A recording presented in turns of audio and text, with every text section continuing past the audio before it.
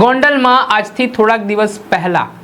ક્ષત્રિય સમાજના આંદોલન સમયે ચર્ચાનું કેન્દ્ર બનેલા પદ્મિનીબા વાળા તેમના પુત્ર સહિત 5 લોકો સામે Gondal city B division police station ખાતે હની ટ્રેપની ફરિયાદ થઈ હતી, જેમાં ફરિયાદી દ્વારા ફરિયાદમાં ગંભીર આરોપ કરવામાં આવ્યા હતા અને સેટલમેન્ટ માટે દબાણ કરવામાં આવતો હોય, બ્લેકમેલ કરવામાં આવતા હોય તે પ્રકારના આરોપો સાથે તેમણે પદ્મિનીબા વાળા તેમના પુત્ર સહિત તેજલ છૈયા અને અન્ય 2 આરોપીઓ મળી ટોટલ 5 આરોપીઓ સામે હની ટ્રેપની ફરિયાદ દાખલ કરાવી હતી। જે મામલે ગોંડલ સિટી બી ડિવિઝન પોલીસે આ ઘટનાની ગંભીરતા લઈને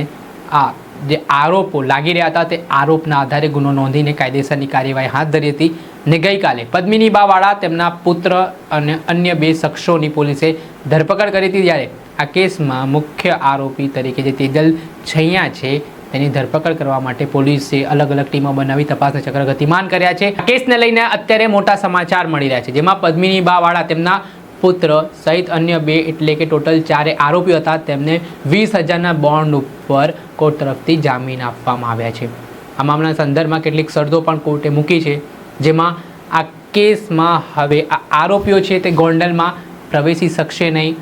સાથે સોશિયલ મીડિયાના માધ્યમથી આરોપીઓ આ કેસને લઈને કોઈ પણ પ્રકારની ચર્ચા નહીં કરે,